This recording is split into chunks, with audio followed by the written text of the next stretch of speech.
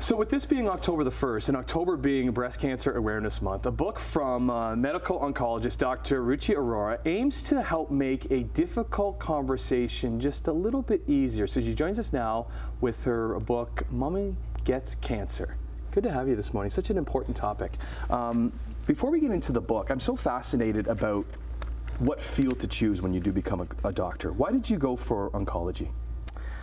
You know, that's a great question. I think oncology is such a beautiful field in so many ways. You get to develop a really wonderful rapport with your patients, a gorgeous long-term relationship with them, and you get to see them from the beginning to the end, whatever the end of that journey looks like. I love being a specialist in my area as well. I love the chance to be an expert, constantly learn more and more. Cancer treatments are changing all the time. And I think we always have more and more hope to offer people. So, as I said, 10 out of 10 would choose it again if I could do it again. Yeah, so then at what point did you feel that I need to write a book to have those conversations? Because the conversations you must have are difficult.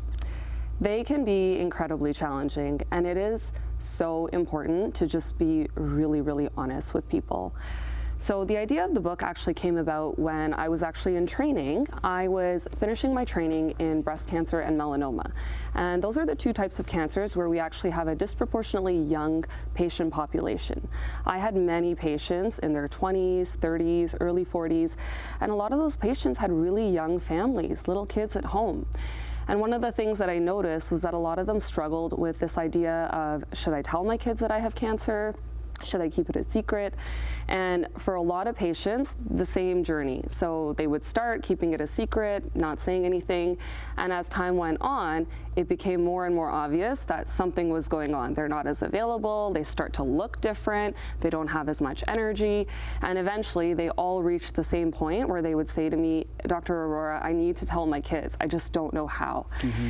And so that was where the idea for this book came about. I thought, I really want to help my patients have a tool to try to make this discussion just a little bit easier. What about even naming the book? Because it's right there, Mommy Gets Cancer. It's a metaphor in a lot of ways. It's this idea of just be honest, just put it out there. That's my job, is to be honest with people and just say it like it is. So the book says it like it is. Yeah, what does Breast Cancer Awareness Month mean for you? Breast Cancer Awareness Month, I think, is an opportunity to really highlight a major cancer type that so many people face nationwide, worldwide.